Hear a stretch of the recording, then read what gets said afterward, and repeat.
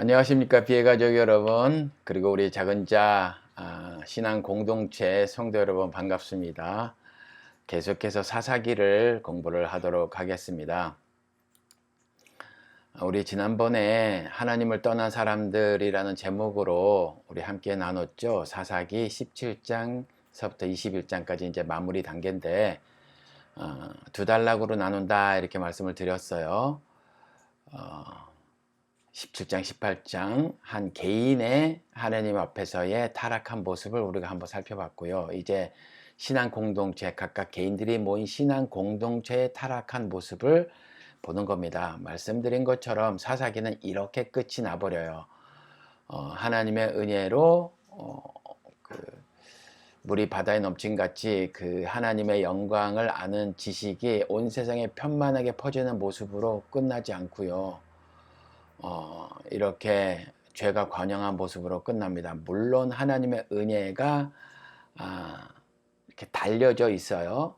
여전히 하나님은 자신의 은혜를 베푸시는 모습을 마지막에 슬쩍 끼워 넣어 주셨죠. 그런데 전반적으로 이 사사기를 통해서 저 개인적으로 느끼는 건 물론 많은 주석가들이나 신학자 그리고 목사들도 그렇게 말씀을 하고요. 저도 동의를 하는 부분인데, 우리가 집중해야 할 점은 이스라엘의 타락한 그 모습을 보고 타산지석이라는 타산지석의 그 교훈을 우리가 취하는 거죠. 우리도 주님께서 은혜의 끈을 끊지 않으시고 여전히 오래 참으심으로 우리를 돌아보시는데 말이죠.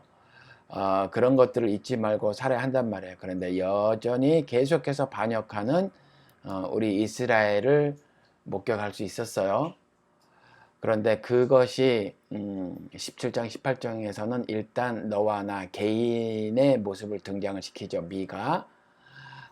그리고 무슨 한 지파가 등장을 하기는 하지만 여전히 그 개인의 미가라는 개인의 그 범죄함, 하나님 앞에서의 범죄함에 연계된 역사로 그려졌기 때문에 제가 그냥 17장 18장으로 나눈 겁니다.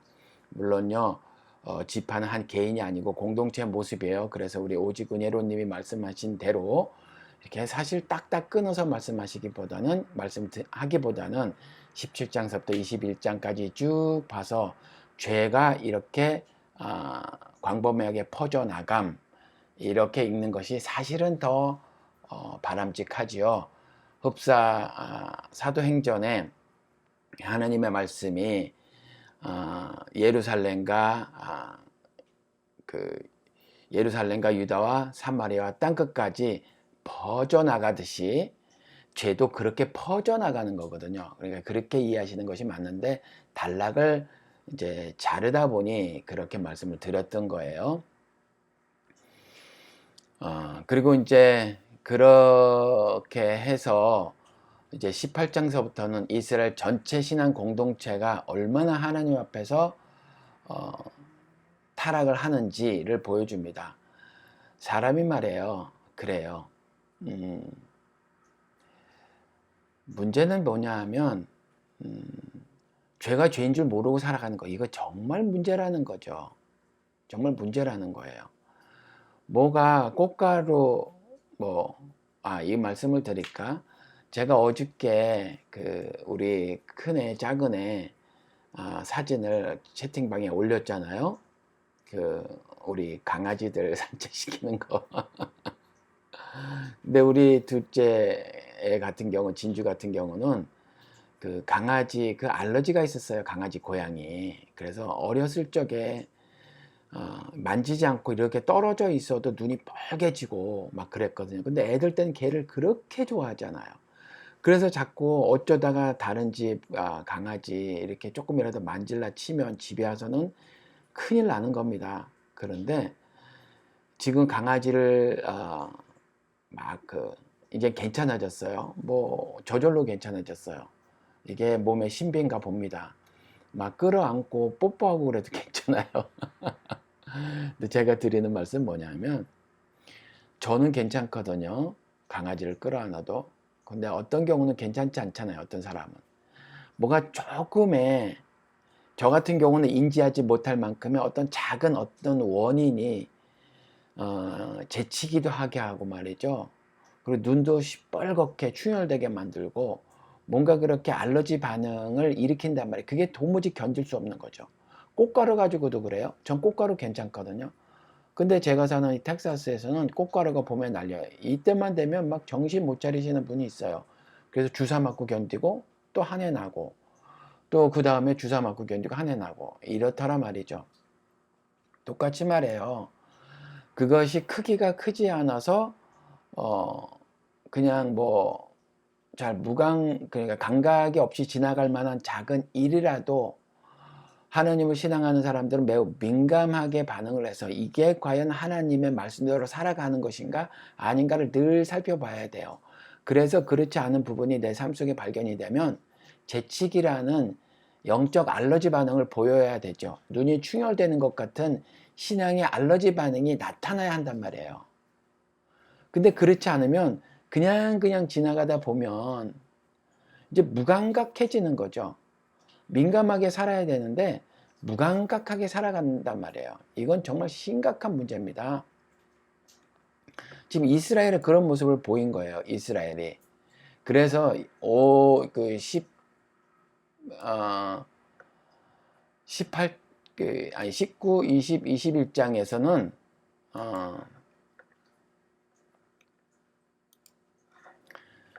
여기서는 이스라엘 전체 공동체가 그동안 우리 사사기 1장서부터 왔듯이 말이에요. 이스라엘이 죄를 집니다. 죄를 지니까 하나님께서 뭐 이방 민족의 손에 붙이시는 어떤 방식을 통해서 이스라엘에게 벌을 내리시죠. 이 벌은 최종적 벌이 아니에요. 경각심을 불러일으키려고 경고를 하시는 거죠. 그러니까 그리스도가 다시 오시기 전까지의 모든 것은 그림자예요. 노아 홍수 사건도 그림자입니다. 그것이 궁극적 형벌은 아니에요. 마지막에 있을 형벌은 아니란 말이죠. 그래서 노아 홍수의 그 물심판도 무지개를 통해서 약속을 해주신단 말이에요. 다시는 이와 같은 벌이 있지 않으리라. 왜요? 그것으로 충분히 메시지를 전하셨으므로. 그렇잖아요. 이런 물심판이 최종적으로는 있을 거란 말이에요. 최종적으로는 있을 건데 그런 심판이 다시는 이 땅에 있지 않으리라라는 약속을 해주신 거예요. 그림자로 모형으로 보여주시는 거죠. 계속해서 그 형벌이 우리 좋으신 주님의 최종 목적은 아니에요. 하나님의 목적은 인생을 향한 목적은 구원하심에 있는 겁니다. 왜요? 사랑하시니까 자신의 모습과 형상대로 만드셨으니까 자신의 모습을 똑 닮게 만드셨으니까 그 모습을 회복해 하시는 것이 하나님의 목적이에요. 그런데 진짜 100번도 더 말씀드린 거 하나님이 도무지 용서하지 못할 그 고집스러운 행동 있잖아요. 하나님을 떠나 자기 마음대로 살겠다. 내 왕국을 건설하여 내 뜻대로 살겠다. 내가 믿는 것은 오직 나뿐이다라고 살아가는 거. 그렇게 돌이키라고 수도 없이 말을 해도 끝끝내 돌이키지 않는 것. 즉 회개하지 않는 인생들. 그래서 죄는 죄 지은 것이 문제가 아니라 더 심각한 거는 죄를 짓고 회개하지 않는 게 문제라 말씀을 드렸죠. 회개하지 않아서 죄를 또 짓는 거예요. 그 고집을 꺾지 않는 겁니다. 고집을 꺾지 않고 반복적으로 죄를 짓는 거죠. 이 죄는 뭐예요? 하나님을 믿지 않는 거예요. 하나님을 믿지 않는 건 어떻게 드러나요? 하나님의 말씀대로 따라 살지 않죠. 하나님의 말씀대로 따라 살지 않는 것이 하나님을 믿지 않는 거예요. 그게 죄라는 거죠. 그래서 내 마음대로 내 생각을 가지고 막 살아가는 거죠. 친구의 도움을 받고 말이죠. 우리 사회 공동체의 나름대로의 윤리 도덕을 우리가 의논해서 숙고해서 만들고 그 다음에 그것대로 나름대로 법 체계를 만들고 우리가 살아감에 있어서 적당한 제도가 필요하니 제도도 만들고 이러고 하나님 없이 살아가는 거 이게 죄란 말이에요. 근데 하나님의 말씀을 해주셨어요. 돌이키라 내 명령과 법도대로 살라. 그런데 안 듣는 거죠. 이스라엘이 그랬단 말이에요. 뭔가 등 따시고 배부르고 잘 먹고 잘 살게 될 때 하나님을 나 몰라라 외면하고 살았단 말이죠. 그렇죠. 이랬을 때는 인간들이 아주 극도의 큰 범죄를 저지르는데 머리가 나쁜 사람들은 진짜 몸으로 범죄를 저지르고요. 머리가 좋은 사람은 착한 사람인 척하면서 범죄를 저지른단 말이죠. 그리고 적극적으로 범죄를 저지르지 않는 사람은 소극적으로 범죄를 저지르죠. 어떻게 해요? 동의를 표함으로. 그 세상사의 동의를 표함으로 그런단 말이에요. 예를 들어서 한국에서 그 장애를 가진 사람들, 발달 장애를 가진 사람들, 우리 같이 좀 더불어 사십시다. 우리 이 아이들도 아주 최소한의 사회에 적응할 수 있는 기술 정도 하나 습득시켜. 우리 부모가 사라지고 없는 그 다음에도 어떻게 살아갈 수 있도록 그렇게 해주십시다 그랬더니 머리 밀고 무릎 꿇고 눈물 펑펑 흘리면서 같이 살 수 없다 이러죠. 그렇게 적극적으로 죄를 저지른 사람도 있고 그냥 뒤에서 그렇게 하는 사람에게 동조하는 것으로 죄를 저지른 사람도 있어요. 그러면서도 지나가다가 어떡하죠? 나보다 못한 사람 있으면 동정심은 또 베푼단 말이야. 그렇죠. 아주 서푼어치 싸구려 동정심을 베푼단 말이야. 그러면서도 막상 그것이 내 일로 왔을 때 내 감정 유의에 지나지 않은 내 감정의 사치를 하는 그렇죠. 그런 일이 아니고 정말 정작 아주 작더라도 그것이 내 문제가 될 때는 이렇게 눈꽃만치의 사랑과 연민은 보이지 않는다는 거죠. 이것이 큰 문제예요. 사람들이 이렇게 죄를 져요. 이스라엘이 뻔히 그랬단 말이죠. 사사기에. 등 따시고 배부르니 이렇게 좋을 수가 있더냐 그랬을 때 인간들은 뻔하다는 거죠. 하나님의 명령과 법도를 떠난 인간들의 살림살이는 너무나 뻔해요. 다시 말씀을 드릴게요. 여러분들이 여기에 속한지 안 속한지 매우 적극적으로 저지르죠. 죄를. 미움이라는 살인을 매우 적극적으로 저지른단 말이에요. 그 중에서 바보 같은 사람은 진짜 행동까지 한단 말이에요. 그렇죠. 왕따라는 미움을 보여서 매우 적극적으로 보여서 친구를 죽음에 이르게 하는 거 이런 것도 있단 말이에요. 그리고 이렇게 아주 미련하게 직접 자기가 범죄를 저지르는 경우도 있고 어떤 경우는 아주 머리가 좋게 슬쩍 빠지죠. 남들이 죄인인 것 죄를 짓는지 모르도록 그렇게 죄를 짓는단 말이에요. 미국이나 한국이나 사람의 살림살이가 비슷한데 한국 사람들은 광화문에서 그 죄를 짓는 사람들은 참 미련하고 무식하게 범죄를 저질러요. 근데 똑같거든요. 미국도 똑같아요. 근데 미국 사람들은요 그렇게 미련하고 무식하게 범죄를 저지르지 않아요. 그 어버이 부대 무슨 어머니 부대 뭐 이런 사람처럼 그렇게 미련하게 하지 않아요. 아주 야가 빠지게 하죠. 근데 똑같아요. 똑같이 악합니다. 지나가면서 한번 말씀을 드리면 뭐 이렇게 살펴보지는 않지만 제목이 뜨는 거 보면 요즘에 진중권이 하는 거 보면 말이죠. 어쩜 주옥선하고 그렇게 똑같은지. 그렇죠. 너무 피폐해진 그 심령과 그 얼굴이 보이죠. 그 글에서. 너무 피폐해진 모습이 보여요. 어떻게 저렇게까지 인간이 나락으로 떨어질 수 있을까 싶을 정도로 그의 글을 보면 주옥순 뺨친다 말이죠. 논리와 논조가 똑같아요. 방식도 같고 내용도 같더라는 거죠. 아무튼 이렇단 말이에요. 이래요. 이스라엘이 그랬어요. 그렇게 살다가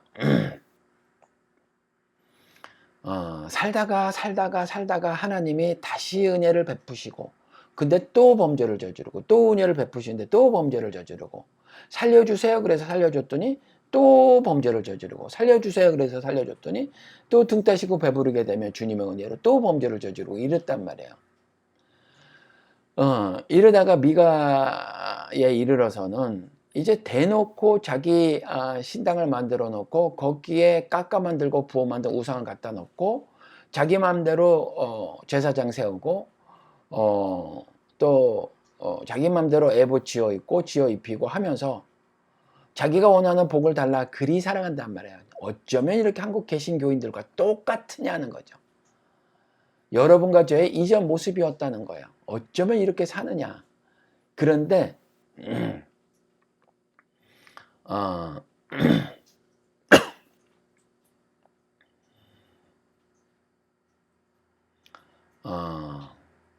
단지파도 미가의 집안에 있었던 그 제사장을 데려가면서 미가와 똑같은 모습을 보였죠. 똑같은 모습을 보였어요. 그리고 이제 오늘, 그리고 오늘입니다. 오늘 보니까 내용을 이렇게 개략해서 말씀을 드리면 그 레위인이 있었는데 첩을 얻었답니다. 레위인이 있었는데 첩을 얻었는데 이 첩이 음란한 짓을 저질렀대요. 음란한 짓을 저질렀는데 음란한 짓을 저지르고 이제 발각이 되니까 친정으로 도망을 갑니다. 근데 친정으로 도망을 갔는데 이 남편인 레위인이 그 음란한 짓을 저지르고 친정으로 도망간 레위인을 다시 데리고 오려고 처갓집으로 가죠. 이런 이야기예요. 그런데 이것도 여러분 딱 읽으시고 어떤 그림이 떠오르지 않으세요? 호세아랑 똑같잖아요. 호세아가 음란한 고멜이 나가서 나갔는데 돈 주고 다시 사오고 또 나갔는데 돈 주고 다시 사오고 그리고 음란한 자식을 낳고 하는 그런 그림들이 있었잖아요. 그럼에도 불구하고 호세아가 그녀를 버리지 않고 가서 값을 치르고 사오고 값을 치르고 사오고 이런 모습이 있죠. 이게 어떤 거라고 말씀을 드렸죠, 여러분? 이제 우리 비밀의 죄를 오랫동안 같이 하셨던 분들은 이제 다 아시지요? 그렇죠? 비밀의 죄를 같이 하셨던 분들은 이제 다 아세요. 뭐죠? 우리 그리스도를 예표하는 거예요. 그렇죠? 그리스도를 예표하는 겁니다. 그러니까 그리스도가 값을 주고 음란한 여러분과 저를 사신 거잖아요. 이걸 예표하는 거예요, 호세아가. 이것도 마찬가지입니다. 이것도 레위인이 이 글을 쓸 때 이것이 역사적 사실이냐, 이거 중요하지 않아요. 그리고 전 개인적으로, 여러분은 믿지 않으셔도 돼요. 개인적으로 사실이 아니라고 생각을 해요. 이게 사실이어도 상관없고 사실이 아니어도 얼마든지 하늘 구속 섭리의 교훈을 우리는 취할 수 있단 말이죠. 그런데 아무튼 레위인이 있어요. 레위인은 말씀을 담당했던 사람이죠. 성전 봉사를 했던 사람이에요. 그렇게 해서 문학적으로 설정을 하는 거죠. 그렇게 무대를 꾸미고 거기에 이렇게 장치를 두는 거란 말이에요. 그래서 레위인과 음란한 첩 이렇게 구도를 만드는 거죠. 근데 이 첩이 또 음란한 짓을 저질렀대요. 그 첩은 누구예요? 여러분과 저의 이전. 그렇죠. 이전의 여러분과 저. 이게 첩이란 말이에요. 여러분과 저는 고멜이죠. 그 고멜은 그 당시에는 이스라엘을 말하는 거였지만 이것을 우리가 적용을 하려면 여러분과 저로 해야 되겠죠. 그래서 여러분과 저라는 거예요. 그래서 제가 말씀을 드린 것처럼 굳이 역사적 정확 따위를 몰라도 얼마든지 이와 같이 성경 해석, 구약 해석이 가능하다는 거죠. 그래서 여러분과 저였다는 거예요. 그 고멜이 똑같이 음란한 첩, 음란한 짓을 저지른 사람은 대개 성경을 읽으면서 그리고 또 그 설교 말씀을 들을 때 이런 구절이 인용이 되면 나는 쏙 빼죠. 나는 쏙 뺀단 말이에요. 근데 나를 쏙 빼는 순간 이 성경을 활자로 읽는다면 읽어도 읽으나 마나라는 거죠. 이럴 때 나를 쏙 빼버리면 나는 그 음란한 첩이 아니라고 해버리면 이 사사기 19장서부터 21장까지를 읽으나 마나라는 거예요. 호세아서를 읽을 때 그 음란한 짓을 저지른 그 고멜이 내가 아니라고 해버리면 그 호세아서를 읽으나 마나라는 거죠. 그 설교를 들으나 마나라는 거예요. 그러니까 이런 걸 읽을 때 여러분들이 내가 고멜이구나, 내가 그 음란한 짓을 저지른 그 첩이구나, 이리 아셔야 된다는 거예요. 그러면 나는 그 고멜이 그 호세아는 될 수 없는가? 있죠. 있어요. 하나님의 백성이 아니라고 한 그곳에서 하나님의 백성이 아닌 그 자들을 하나님의 백성이라 하겠다 이러셨잖아요. 그러면 하나님의 백성이 된 이후에는 이제 내가 적극적으로 나가서 호세아의 삶을 사는 거죠. 나도 이제 고멜을 찾아서 그와 결혼을 하고 음란 자식을 낳는 거예요. 값을 주고 그 고멜을 사오는 거죠. 이와 같이 적극적인 선의 선을 실천하며 사는 게 신자예요. 아니면 신자가 아니에요, 여러분. 그렇지 않으면 신자가 아니에요. 이따 말미에 지난주에 읽어드린 야고보서 말씀을 다시 읽어드리면서 우리가 한번 다시 우리의 삶을 돌아보도록 해요. 그래서 여기서도 우리가 레위인의 첩이라는 거죠. 근데 레위인처럼 우리가 친정으로 간 그 음란한 짓을 저지른 첩을 다시 데리러 가야 한단 말이에요. 그게 우리 신자의 모습이라는 거죠. 신자의 삶의 모습. 근데 이렇게 안 살아요. 이렇게 안 살죠. 그래서 제가 미스바 기도회니, 이들이 미스바에 모여요. 이스라엘이 미스바에 모여서 총회를 벌입니다. 그러니까 제가 미스바라는 이름 붙어서 기도회를 하거나 성회한다고 무조건 그것이 다 하나님으로부터 인정을 받는, 그 믿음을 인정받는 모임이다, 집회다, 성회다 할 수 없다는 거예요. 이스라엘이 미스바에 모였지만 아주 그 미스바에 모여서 끔찍한 일을 하나님 앞에서 저질렀거든요. 그러니까 제가 그 무슨 다니엘 기도회니 미스바 기도회니 이런 것들에 대해서 왜 그렇게 날선 비판을 하냐 하면, 이 사사기 19장서부터 21장까지 우리가 공부를 하면서 알 수 있게 될 거예요. 뭐냐 하면 회개를 하는 것이 회개의 내용이 틀려 먹었다는 거예요. 회개의 내용이 틀렸어요. 방식은 뭐 마찬가지죠. 근데 방식은 문제 삼지 않아요. 하나님이. 방식은 전혀 문제 삼지 않으세요. 그렇죠. 미스바에 모였어요. 모이면 뭐해요? 이스라엘처럼 행동하면 그 모임이 무슨 의미가 있더냐 하나님이 말씀하신다는 거죠. 그래서 방식은 문제가 없어요. 그런 식으로 뭐 포멀한 거, 그걸 뭐라 그러죠? 어떤 예식을 갖춰놓고 하는 기도회든지, 아니면 오늘 하루 일상 생업 현장에서 살다가 내가 도무지 견딜 수 없어 신자로서는 이런 모습을 가져야 하는데 가지지 못한 경우가 있단 말이에요. 근데 그게 못내 괴로워요. 오늘 나머지 몇 시간 남은 일을 수행하기가 어려운 거죠. 그게 걸려서. 그럼 잠시 화장실에 가서 세수하면서 하느님 그러면서 세수를 하는 거예요. 그렇잖아요. 나의 좋은 주님, 내게 이런 은혜를 베풀어 주셨는데 내가 그깟 육신의 일을 이겨내가지 못하고 그들과 적당히 타협했습니다. 이 사사기에 나온 이스라엘처럼. 또 타협을 하고 내가 굴복했습니다. 라고 해버린 그런 그 자책을 하는 거죠. 그래서 혹시 눈물의 회개가 되면 그 눈물을 그냥 수돗물로 닦아 버리는 거죠. 그러면서 그렇게 회개를 하는 거예요. 그렇죠. 이게 문제예요. 근데 이렇게 안 살아요. 이렇게 안 살고 그렇게 많이 모여서 회개한다는 것이, 교세가 좀 줄어드는 거 회개하고, 끼케야 무슨 내가 조금 뭐 도덕적으로 잘못한 정도 회개하고, 그것도 뭐 괜찮아요. 그런 회개는. 그렇지만 정작 내가 도덕적으로 잘못했었을 때 잘못했습니다. 애들이 조그만 애들 거짓말 하잖아요.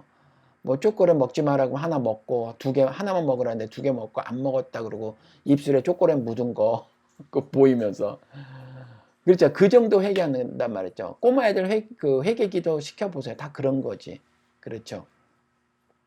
그런 것 같은 정도의 회개 기도를 한다면 그것이 의미는 없지 않으나 정말 신자로서 하나님을 신앙하는 사람으로서의 회개로서 하나님이 받아들일 만한 내용을 담고 있느냐? 글쎄올시다라는 거죠. 왜요? 내가 그랬을 때 내가 회개는 어찌해야 되냐면, 하나님의 말씀이 살아 운동력이 있어 하나님의 모습과 형상을 가진 사람으로서 그 순간을 살아내지 못했음을 회개해야 된단 말이에요. 단순히 그 행위에 대한 돌이킴 정도였다라면 그것을 믿지 않는 사람도 한단 말이에요. 믿지 않는 사람도 해요. 그런데 나는 그 짓을 왜 했는지를 알잖아요. 왜 했어요? 하나님의 말씀이 살아 운동력이 있어야 하는데, 그러려면 내가 하나님의 말씀을 적극적으로 수용하고 믿고 실천해야 되는데 그러지 않았다는 거잖아요. 그러지 않았어요. 그래서 하나님의 말씀하신 그 기쁜 삶을 살지 못했단 말이에요. 아담처럼 두려움에 떨었단 말이에요. 거짓말을 했으니까. 그래서 겨우 그 정도의 회개라면, 그래서 했던 미스바 기도에 다니엘 기도에 따있는 말짱 도루묵이라는 거예요. 그래서 근본적인 문제가 제기가 돼야 되죠. 내 속에서부터. 내가 이와 같은 범죄를 저지른 것이 얼마나 큰 불신앙인가를 내 몸이 깨달아야 한단 말이에요. 그렇죠. 그래야 그게 진짜 기도회가 된단 말이에요. 형식은 괜찮아요. 내용이 문제예요. 그것이 화장실에서 세수하면서 하는 회개면 어때요? 두 손 모으지 않고 무릎 꿇지 않고 한 기도면 어때요? 왕창 모여서 새벽 기도회가 하는 게 아니면 어때요? 그런 걸 문제 삼지 않는단 말이에요. 오히려 그런 걸 버려는 이스라엘이 얼마나 그런 미스바에서 큰 범죄를 저질렀는지 이제 시간이 지나가면 나온단 말이에요. 그래서 19장서부터 21장까지는 한 번에 안 끝낼 거예요. 끝낼 수가 없을 것 같아요. 우리가 이 그림을 알 수 있죠. 레위인이란 말이에요. 말씀을 담당했죠. 성전 봉사를 담당했던 사람이, 그 사람이 하필이면 첩을 얻었는데 이 첩이 음란했더라는 거죠. 그리고 도망갔어요. 친정으로. 그랬더니 레위인이 첩 하나 또 얻으면 되잖아요. 새로운 첩 얻으면 되잖아요. 음란한 짓을 저지른 그 첩을 뭐로 찾아가요? 첩 하나 새로 얻으면 되지. 또 다른 첩 하나 얻으면 되지.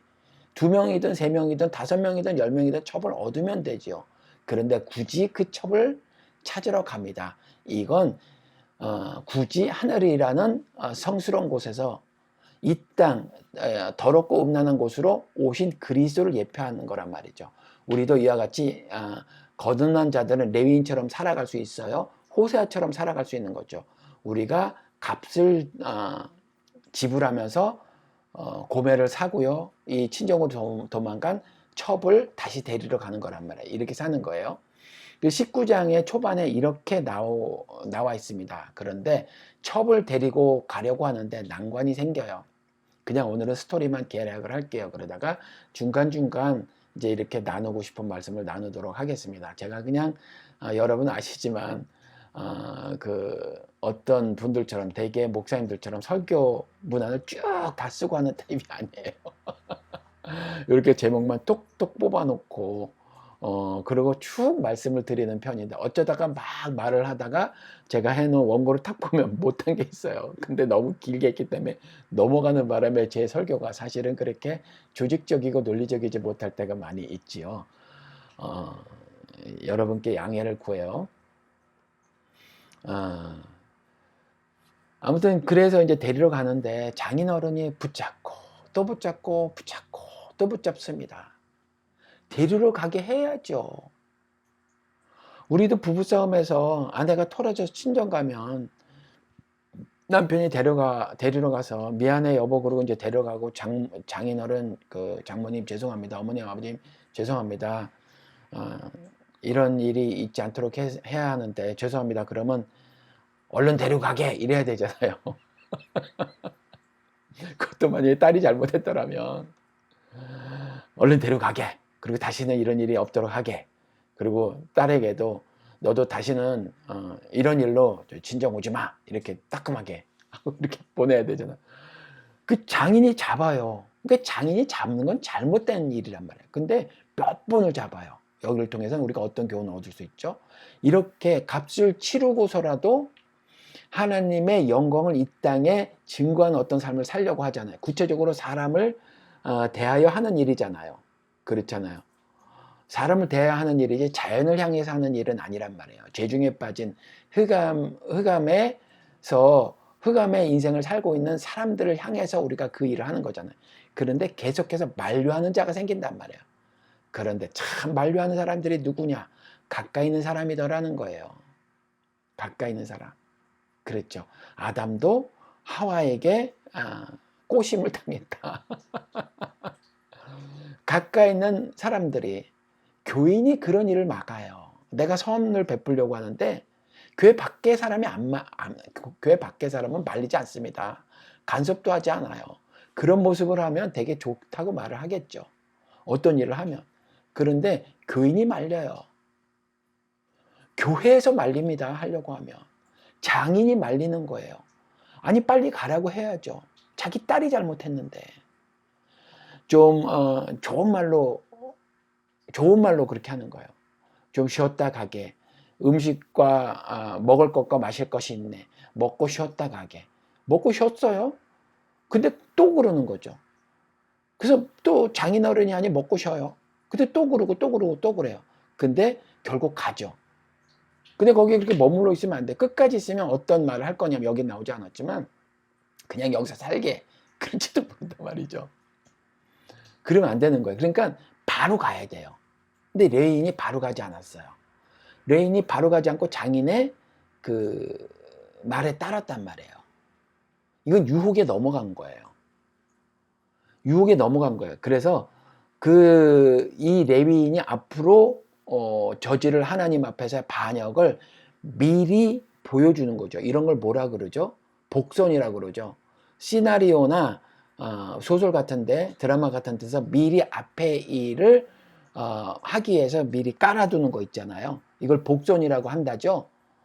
그렇죠. 이 복선이란 말이에요. 복선. 그러니까 레위인이 장인의 그와 같은 만류에 그러니까 좀 쉬었다 가게 먹을 것과 마실 것이 있네. 그리고 몸을 쉬었다 가게. 쉬었어요. 그 다음에 또 말려요.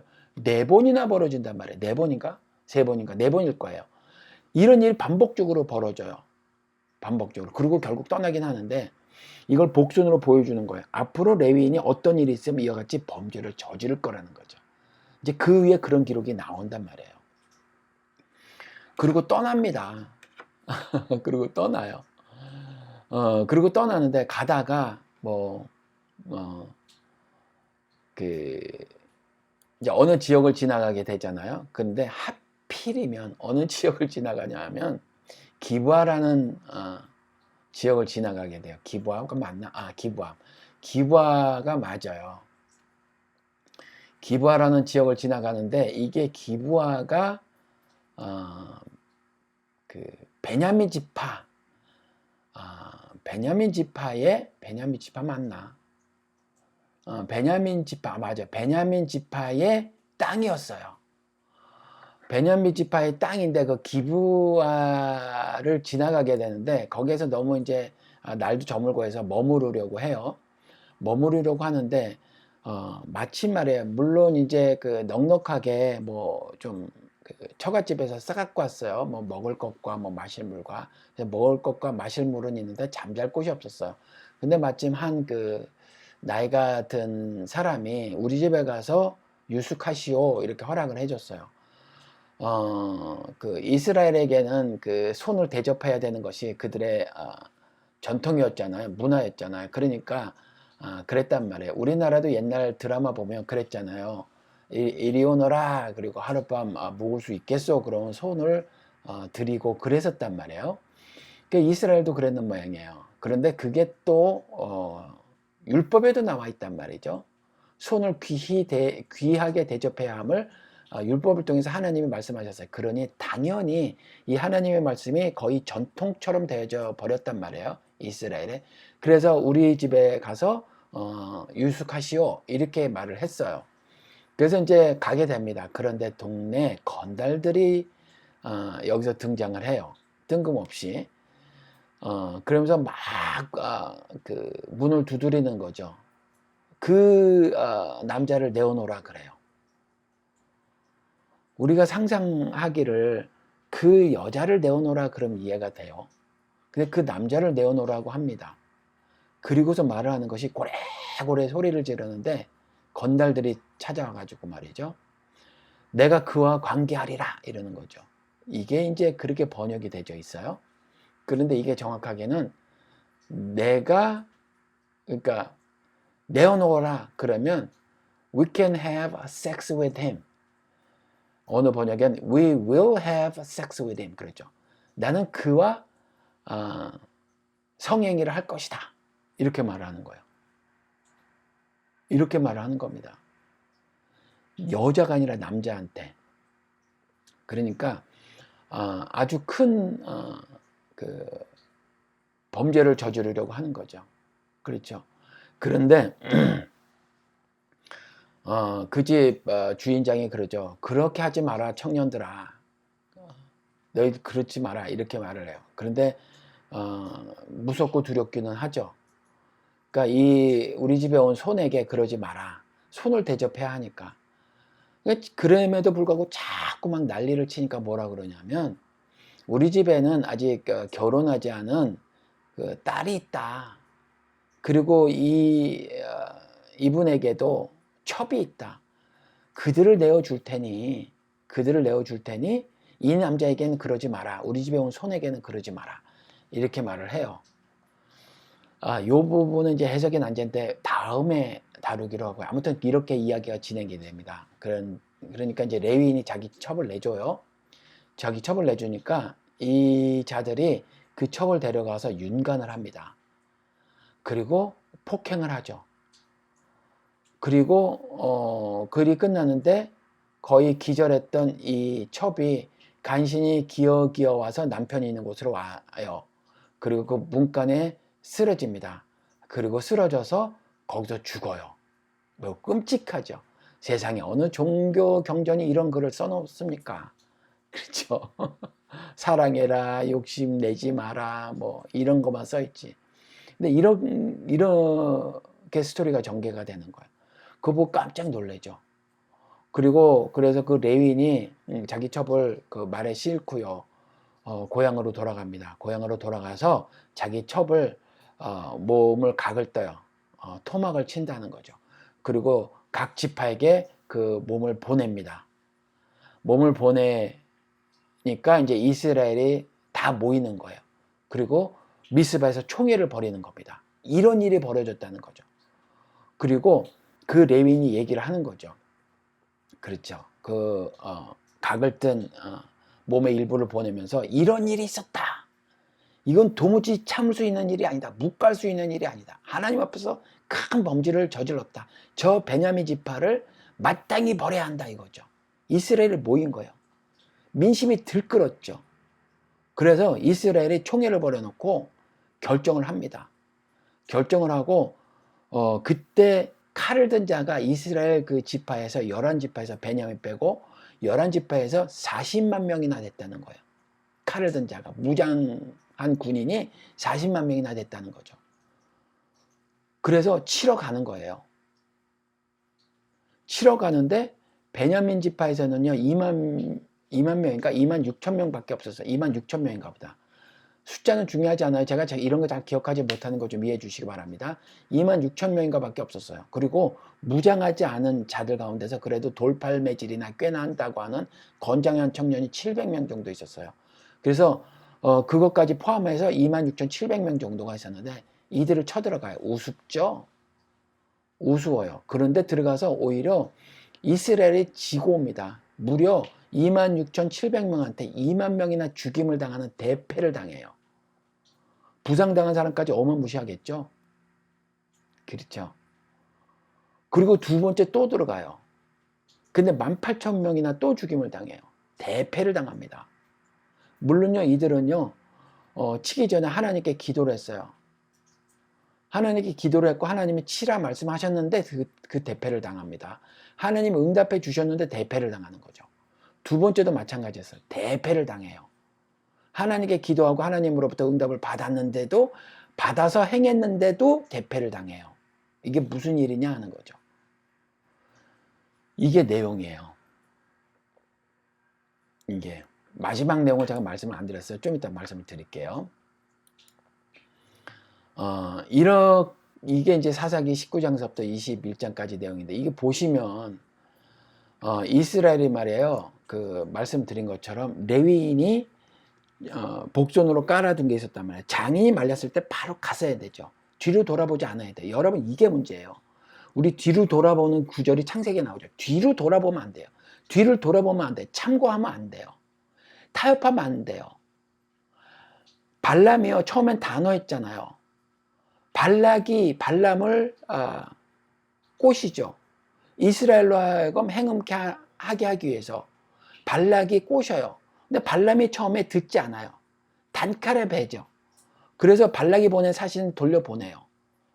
또 왔는데 돌려보내죠. 근데 또 오니까 잠시 저 방에 가서 머무르시오. 내가 하나님께 기도해 보겠소. 여러분 말씀을 통해서 뻔히 하는 거 기도해 보고 결정하지 마세요. 개신교인들 끝하면 기도해 보겠습니다. 뭘 맨날 기도해 보고 결정해요. 그냥 결정하세요. 말씀으로 하나님이 어떻게 살라고 다 말씀해 놓는데 그 말씀대로 따라 살면 될 걸 뭘 기도해 보고 결정을 내려요. 그냥 하세요. 발람은 결국 기도해 보고 결정 내렸는데 이스라엘을 행음하게 하는 범죄를 저질렀단 말이에요. 기도해보고 그 짓을 저질렀다니까요. 여러분 뻔해요. 하나님의 법도와 규례대로 살 수 있는 건 기도해보지 말고 그냥 바로 즉각 실천하셔야 된다는 거예요. 기도해보고 결정하지 마세요. 제발. 제발 기도해보고 결정하지 마세요. 기도해보고 결정하다가는 발람처럼 큰 범죄를 저질러요. 자기만 죄를 짓는 게 아니라 옆 사람까지 다 쓰러뜨리게 만든다고요. 기도하고 난 다음에 이스라엘로 하여금 행음하게 만들었단 말이에요. 처음엔 기도 안 해보고 물리쳤단 말이에요. 그냥. 하나님 말씀을 비춰보니 이스라엘을 행음하게 하는 건 죄잖아요. 안 되잖아요. 안 되는 거 안 되는 거지 뭘 하나님께 기도를 해봐요. 안 되는 거 안 되는 거죠. 말씀을 통해서 하지 말아야 될 건 하지 말아야 되는 거죠. 안 하면 되는 거죠. 근데 이렇게 잠시 뜸을 들이고 잠시 머뭇거리고 뒤를 돌아보고 이래서 안 되는 거예요. 뒤를 돌아봐서 소금 기둥되고 뭐 이런 거. 이게 다 그 이야기란 말이에요. 좌고우면 하지 마라. 좌로도 치우치지 말고 우로도 치우치지 말라는 거죠. 이게 제가 중용 말씀하는 거 아니라고 말씀을 드렸죠. 고지가 저기란 말이에요. 그냥 곧장 가는 게 고지만 보고 낙원을 향해 가는 거란 말이에요. 이쪽으로 가면 되지 않을까? 저쪽으로 가면 되지 않을까? 이거 하지 말라는 거예요. 좌로도 치우치지 말고 우로도 치우치지 말라는 말이 중용 말씀하는 게 아니에요. 그 골든 룰이라는 거는 서양에도 영어권에서도 골든 룰이라고 하죠. 중용 같은 거. 이 골든 룰 이거 따라 살지 말라는 거예요. 하나님 말씀하시면 세상 인간들이 만든 그 골든 룰 얼마나 그 같이 있으면 골든 룰이라고 했겠어요. 그게 아니라 투박하고 거칠더라도 하나님 말씀하신 그 말씀대로 따라 살아야 하는 거예요. 잠시 뜸을 들이면 안 돼요. 즉각적인 순종을 요구한단 말이에요. 레위인이 뭘 그렇게 좌고우면해요. 그냥 가야지. 데리러 갔으면 데리러 와야죠. 머무르다 가게. 그런데 그냥 그에서 왜 머물어요? 이게 복선이라고요. 이 레인이 얼마나 끔찍한 범죄를 저지를 것인가를 미리 보여주는 것이었다는 거죠. 결국 레위인이 자기 첩의 몸을 토막을 내서 이스라엘에게 보내고 전체 이스라엘이 하나님 앞에서 범죄를 저지르게 만들었다는 거죠. 이들이 무슨 범죄를 저질렀어요? 하나님을 신앙하는 사람답게 하나님께 기도를 하지 않았나? 했어요. 미스바 기도회 열었다니까요. 이들이. 미스바 기도회 이스라엘의 11지파가 모여서 총회를 벌이고 미스바 기도회를 열었어요. 미스바 성회를 개최했다니까요. 그러면서 하나님 앞에 범죄를 저질렀어요. 하나님의 응답을 들었죠. 그리고 나서 베냐민을 쳤어요. 여러분 여기서 뭐가 이스라엘이 저지른 범죄겠어요? 여기서 이스라엘이 뭘 잘못했을까? 하나님 앞에서. 왜 그 전쟁의 신인 8만 이겨도 승리를 보장해 주시는, 승리를 거두게 해 주신 그 하나님이 기도를 하고 응답을 그래 가서 치라라고 응답을 해 주시고도 왜 그 겨우 700명 돌 던지는 자 포함해서 26,700명에게 2만 명이 죽임을 당하고 수만 명이 부상을 당하고, 이 부상당한 숫자는 나오지 않아요. 그리고 그 두 번째 또 가서 쳤는데 두 번째도 응답을 해 주셨어요. 그래 가서 쳐라 그랬는데 18,000명이 죽임을 당하고 또 왜 이런 일이 왜 벌어졌을까요? 왜 이스라엘 11지파는 미스바 총회를 벌이고 미스바 기도회를 열고 그렇잖아요. 미스바에서 총회를 벌이고 그 다음에 성회를 벌이고 기도를 드리고 하나님께로부터 응답을 들었는데 왜 전쟁에서 패했을까요? 전쟁에서 패한 건 제가 사사기 처음에 강의를 할 때 전쟁에서 패했으면 무슨 군사훈련을 좀 덜 했거나 아니면 병거가 좀 적었거나 뭐 작전을 잘못 짰거나 해서 졌을 수도 있는데 그거 전쟁이 졌다고 왜 벌을 내리셨냐 이거죠. 이거는 그림자로 보여주는 거예요.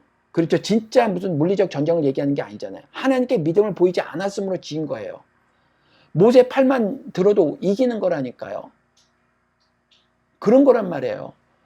그런데 모세의 팔을 안 들었던 거예요. 옆에서 모세가 힘이 들면 팔을 옆에서 들어줘야 하는 거죠. 하나님이 하라 그러면 해야 되는 거예요. 근데 사람들이 믿지 못할 만한 거 갖고 그런 말씀을 하시는 거죠. 아니 어떻게 팔을 든다고 전쟁에서 이겨. 똑같은 거예요. 동산 중앙에 있는 나무의 실과 먹지 마라. 그 먹지 말아야 돼요. 우리가 보긴 사소하죠. 그거 좀 먹으면 어때? 근데 하지 마라 그러면 하지 말아야 되는 거예요. 이게. 왜 그래요? 하나님이 말씀하신 거니까. 그분이 허튼 말씀 하셨겠느냐는 거죠. 그분이 그거 말씀하셨을 땐 순종하느냐 순종하지 않느냐를 보시려고 했던 거지 그까지 그 과일 자체가 소중해서가 아니었단 말이에요. 팔이 좀 내려올 수도 있지 힘들어서. 근데 그게 아니었어요. 우리가 일반적인 상식으로는 그까지 거 갖고 어떻게 그런 전쟁에서 이기는 것 같은 역사가 일어날 수 있어. 라고 우리가 상식적으로 생각할 거 아니에요. 그 상식을 깨달라는 거예요. 하나님은. 구속섭리는 인간의 상식선에서 해석할 수 있는 게 아니거든요. 구원의 역사는 인간의 상식 수준에서 이해가 가능한 게 아니거든요. 그러니까 모세의 팔을 드는 것으로 전쟁이 승리하는 거예요. 똑같았어요. 근데 이 이스라엘 11지파가 무참히 깨지고 돌아오잖아요. 이건 불신앙이라는 거죠. 사사기 첫 번째 강의에서처럼. 불신앙이에요. 그러니까 하나님이 이스라엘에게 벌을 줬던 거란 말이에요. 그렇죠. 이것도 불신앙이에요. 뭘 불신앙으로 생각하셨을까요? 이들이 뭘 잘못했을까요? 모였잖아요. 잘못된 일을 보고 분연이 일어났단 말이에요. 그렇죠? 죄를 묵과하지 않았어요. 그래서 모였어요. 잘한 거잖아요. 그리고 나서 기도를 안 했나요? 기도했다니까요. 미스바에 모여서 기도회를 열었다니까요. 그리고 하나님께 여쭈었죠. 하나님 응답하셨어요. 응답한다고 했어요. 뭐가 잘못이었을까요? 여러분, 뭐가 잘못이었을까요? 우리가 이 실수를 한단 말이에요. 이 잘못을. 오늘 여기까지만 하고 마칠게요. 이 실수를 해요. 이 잘못을 저질러요. 뭐를 안 했어요? 뭐를 안 했냐면 형제와 불화한 일이 있으면, 원망 들을 만한 일이 발생하면, 뭔가 잘못된 일이 생기면, 그러면 재물을 제단 앞에 두고 형제와 가서 화목하고 그리고 가서 재물을 드리라는 거죠. 이 말이 무슨 말이에요? 기도하기 전에 해야 될 일이 있다는 거죠. 뭐예요? 회개라는 거잖아요. 기도하기 전에 회개하라는 거잖아요. 회개를 촉구하시는 거예요. 근데 이들이 안 했어요. 일해요, 말아요? 일할까요? 자기들이 이미 다 결정했어요. 총회를 벌여놓고. 노예를 벌여놓고 노예에서 자기들끼리 노회장하고 뭐 끼리끼리 모여가지고 결정 다 했어요. 그렇죠? 교단 회의를 벌여놓고 다 결정했어요. 한기총 회의를 벌여놓고 뭐 정광훈 회장으로 뽑기로 다 결정해놨어요. 그러고 나서 뭐 이들은 총회를 벌여놓고 이스라엘 11지파가 하나님께 여쭈는 건 요식행위였단 말이에요. 이미 베냐민 지파를 치기로 다 결정했다는 거죠. 그리고 이것보다 더 중요한 건 뭐였어요? 뭐였죠? 그거는 그래도 괜찮아요. 그거는. 근데 뭐가 문제였냐면 세 번째는 하나님 응답해서 결국 베냐민 지파를 치게 돼요. 그리고 치고 승리를 거둬요. 그 읽어보면 21장까지 쭉 읽어보면 그렇게 되는데 하나님이 다시 제가 처음에 말씀드린 것처럼 구속 역사를 끝까지 써가시는 구조를 거기에 담아 놓으신 거죠.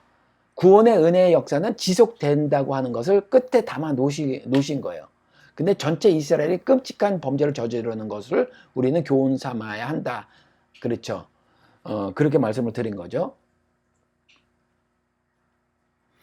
세 번째는 어떻게 했냐면 비느하스 제사장을 모셔요. 그리고 번제를 드립니다. 회개를 하죠. 회개를 해요. 베냐민 지파를 딱 떼고 왕따를 시키는 게 아니에요. 베냐민 지파 포함한 자신의 신앙 공동체에서 무엇이 잘못되었는가를 회개를 하는 거였단 말이에요. 이 회개를 해야 되는 거예요. 신자는 회개를 해야 되는 거란 말이에요.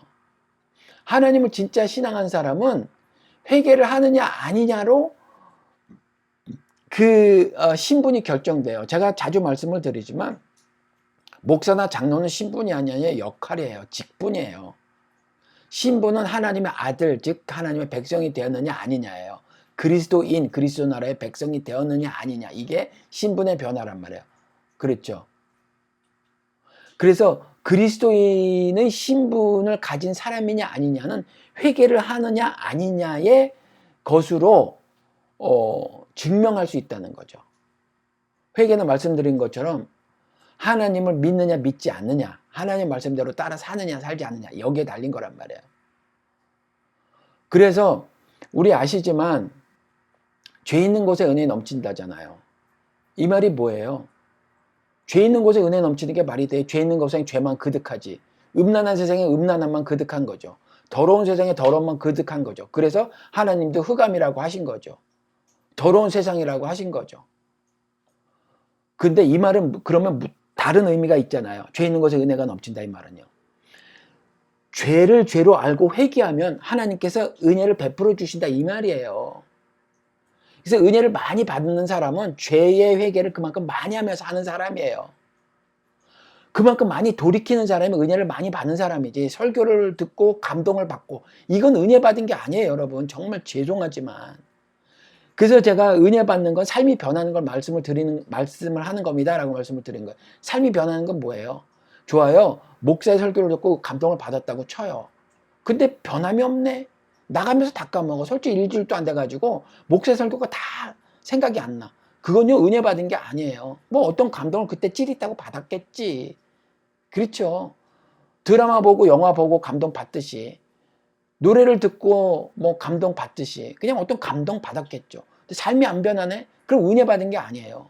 은혜 받는 건 죄 있는 곳에 은혜가 넘치리라. 죄를 돌이키는 것에서 은혜가 넘치는 거예요.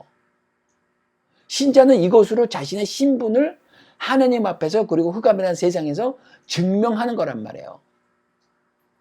내 믿음을 하나님께 그렇게 해서 증거를 하는 거죠. 세상 사람들에게 그래서 내 믿음을 증거하는 거예요. 그렇죠? 그래서 신자가 신자라는 건 회개하는지의 여부에 달린 거란 말이에요. 근데 회개를 하지 않아. 이게 문제라는 거예요. 죄 있는 곳에 은혜가 넘쳐요. 그러면 제가 조금 전에 진짜 회개 이거 말씀드린 것처럼 지난번 이 하나님을 떠난 사람들 오늘은 두 번째인데, 지난번에 하나님을 떠난 사람들 1편에서 사사기 17장 18장 하면서 제가 마지막에 야고보서 5장 17절 읽어드렸죠. 다시 한번 읽어드릴게요. 사람이 해야 할 선한 일이 무엇인지 알면서도 하지 않는 건 죄다. 이래서 죄라는 거예요. 모여서 회개 기도만 하는 게 이게 무슨 의미가 있어요. 미스바 성회를 열어놓고 이스라엘 11지파가 모여서 뭐 어쩌고 저쩌고 하는 게 무슨 의미가 있어요. 베냐민을 껴안아야지. 베냐민을 껴안아야 되는 거죠. 베냐민과 화목해야 되죠. 그리고 뭐만 척결해야 돼요? 죄만 척결하는 거죠. 죄만 척결하는 거예요. 그렇죠. 그래서 사사기의 이 마지막에 가서 보면 아이고 작으니까 글씨가 안 보이네. 그 이스라엘 사람들은 사사기 21장에 가서 보면 그 베냐민 지파 사람을 결혼시키고자 애쓰는 장면이 나와요. 애쓰는 일이. 그 죄를 척결하기 위해서 쳐들어가죠. 하나님이 이제 그 전략까지 세워주세요. 앞으로 가고 뒤로, 앞으로 가서 그들을 그 성에서 끌어내고 그들의 요새에서 끌어내고, 이렇게 전열이 약간 흩어졌을 때 뒤로 돌아가서 양쪽에서 협공을 해라. 이렇게까지 직접 가르쳐 주세요.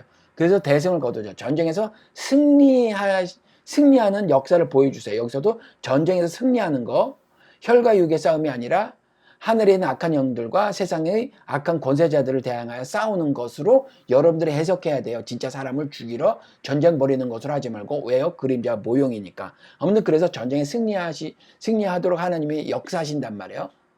그렇게 하는데 이제 그때 실제 역사에서는 사람이 죽는 일이 벌어지잖아요. 그리고 이전에 이들이 자기들이 모였을 때 약속한 게 있단 말이에요. 베냐민 지파하고는 절대로 결혼시키지 말자. 지들 맘대로 그랬단 말이에요. 그게 이제 이스라엘 사사기 21장에 나와요. 우리 가운데서는 아무도 딸을 베냐민 사람과 결혼시키지 않도록 하자고 맹세한 일이 있었다는 거죠. 그럼 어쩌냐 이거죠. 그래서 이스라엘 11지파 사람이 하나님 앞에서 저녁이 되도록 그 소리 높여 크게 통곡하였어요. 왜 그래요? 자신들이 맹세한 거, 자신들이 서원한 것이 얼마나 잘못된 것인가를 이제 깨달은 거예요. 베냐민의 죄만 척결해야 되는데 베냐민을 척결했단 말이에요. 척결하려고 했단 말이에요. 얼마나 잘못됐어요. 그랬잖아요. 빨갱이들이 저지르는 잘못만 척결해야 되는데 빨갱이를 척결하려고 길길이 날쓴단 말이에요. 동성애 자를 그렇게 쫓아내려고 난리 친단 말이에요. 그렇잖아요. 그들의 그 법적인 자유와 권리로 못 뺏어서 환장하는 그 뭐 성명서를 발표하고 모임을 갖고 기도회를 갖고 쌩 난리를 친단 말이에요. 근데 회개하지도 않아요. 지금 한국 개신교인들은. 회개하지도 않아요. 그렇죠?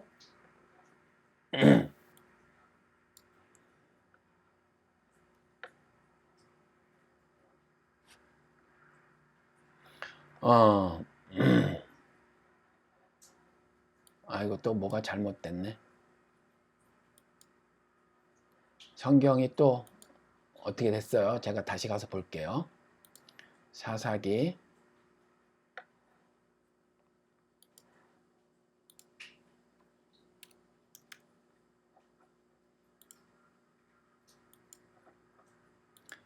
사사기 21장 가서 볼게요.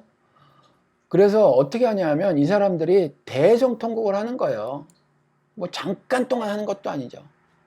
잠깐 동안. 하나님 앞에서 크게 소리를 높여 통곡을 하는데 아침부터 저녁이 되도록 그렇게 통곡하는 거예요. 주 이스라엘의 하나님 어째 이런 일이 이스라엘에서 일어났습니까? 어떻게 해서 일어났어? 지들이 잘못해서 일어났죠. 그렇죠? 근데 결국 그 다음날 아침에 일어나서 제단을 쌓고 다시 한번 회개 번제 화목제를 드려요. 그리고 이렇게 한 다음에 쭉 나와서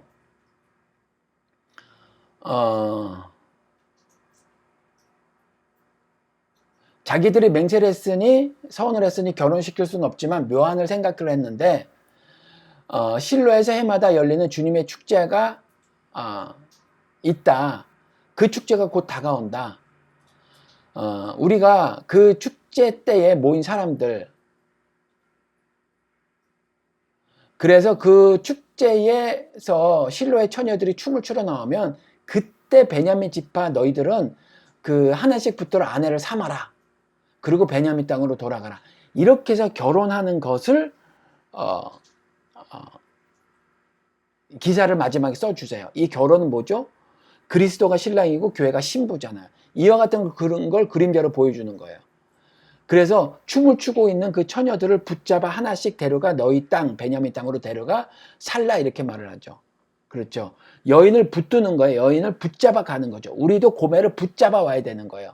음란한 범죄를 저지른 그 첩을 데리고 와야 되는 거죠. 여기서 또 제가 다음에 이제 말씀을 드릴 텐데 이 페미니스트 시각으로 보면 이런 것들이 말이 안 되잖아요. 페미니스트 시각이 아니라고 할지라도 현대의 도덕을 보면 이게 도무지 말이 안 되는 일이 있잖아요. 이 부분에 대해서 제가 말씀을 드릴게요. 다음에 한번.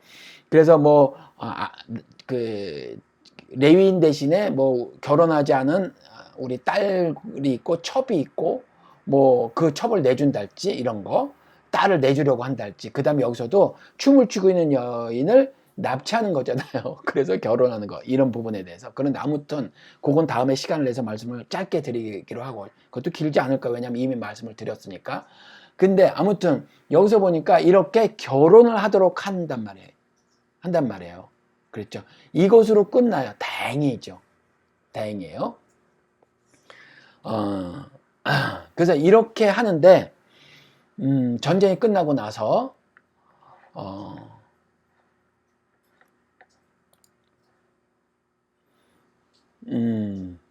마지막에 이 사람들이 번제를 드리고 화목제를 드림으로 이렇게 돌이키는 모습을 보이는 것은 너무 잘한 거예요. 그래서 여러분들 제가 다시 강조해서 말씀을 드리는데 이와 같이 번제를 드리는 일이 날마다 우리들의 삶에 있지 않고는 즉 회개에 제사를 드리는 일이 있지 않고는 내가 하나님을 믿는 신자라는 증명을 할 수가 없어요. 내가 나한테도. 내가 내 가족에게도 내가 내 이웃에게도 나를 개신교인이라는 종교인으로 옆에 친구들이 알 수는 있지만 개신교인이라는 말을 들을 수는 있지만 하나님의 사람이다. 하나님의 사람이다라는 말을 들을 수는 없다는 거예요. 무슨 말씀인지 아시죠?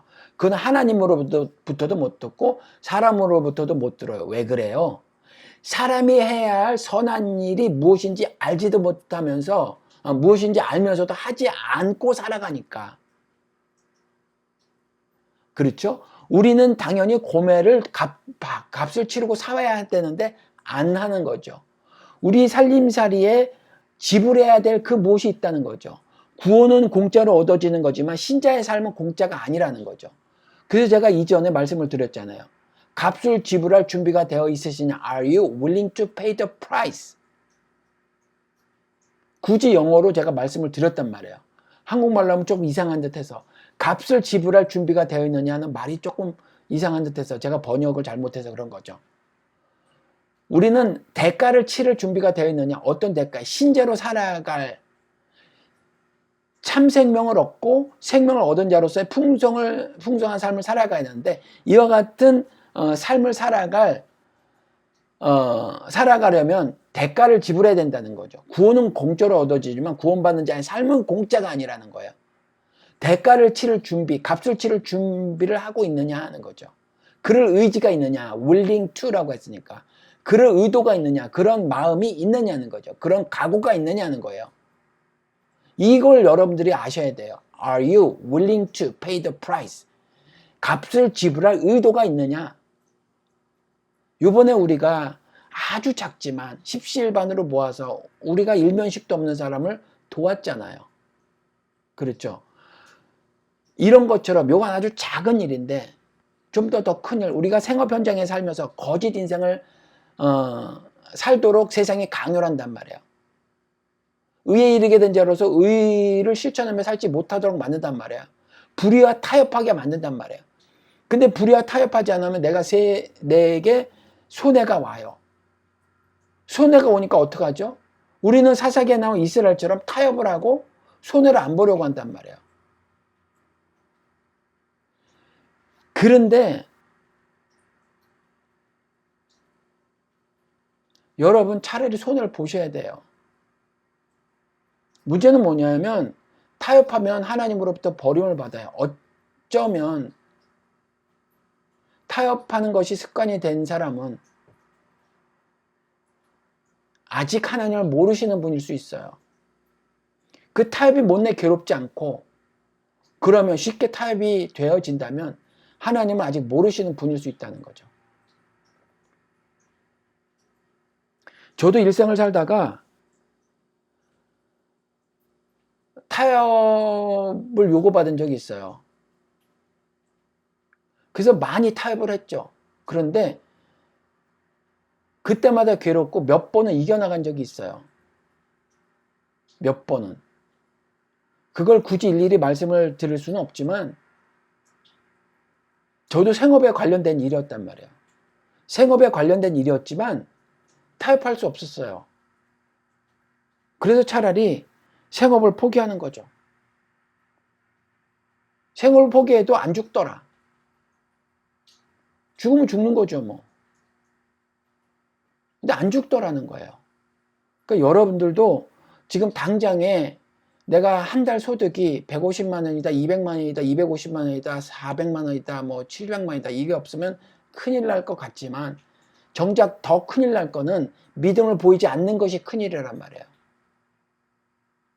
믿음을 보이지 않는 것이. 그러니까 여러분 타협하지 마시고요. 사사기에 나온 이스라엘처럼. 그 잘못된 일이 있으면 여러분들 일단 내가 괴롭잖아요. 그렇잖아요. 박해를 받으니까 내 살점이 떨어져 나가는 것 같은 손해를 감수해야 되니까 너무 괴롭잖아요. 이걸 수용할 수밖에 없는 내 육신이요 라고 탄식이 나오잖아요. 괴롭잖아요. 그렇잖아요. 근데 여러분 이겨내가 하셔야 된다는 거죠. 이럴 때 진짜 회개를 하셔야 된다는 거죠. 지금 한국 개신교회들처럼 이렇게 타협하고 살면 안 돼요.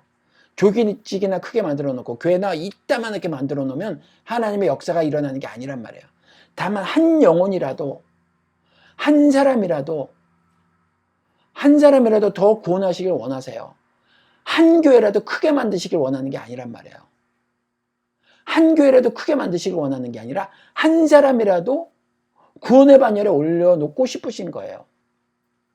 한 영혼이 천하보다 귀하다라는 말씀은 없지만 그와 같은 의미로 잃어버린 작은 양 비유를 하신 거란 말이에요. 이해가 되시죠? 그와 같이 한 영혼을 이렇게 소중히 여기시니 내가 하나님이 자신만큼 나를 사랑하신다라는 생각을 가지시면 믿음의 행위를 하셔야 된다는 거죠. 타협하시면 안 된다는 거예요. 그렇죠? 그래서 사람이 해야 할 일이 있어요. 선한 일이 있어요. 선한 일이 뭐예요? 하나님의 법도와 규례로 따라 사는 거예요. 그게 선한 일이에요. 그게 기억이 안 나면 양심에 비추어 사는 거예요. 그게 선한 일이에요. 선한 일이 무엇인지 알면서도 하지 않는 건 하나님께서 죄라 그러셨어요. 그러니까 그렇게 사시한다는 거죠. 이스라엘은 타협했어요. 근데 답답한 거 뭔지 아세요? 하나님이 지금 이렇게 끝에 그 11지파가 회개하는 모습을 사사기 21장에 써놓으셨잖아요. 21장 초반부에. 아주 그냥 아침부터 밤이 맞도록 회개 기도를 했어요. 소리쳐 통곡하면서. 그리고 아침에 일어나서 번제 화목제를 드렸단 말이에요.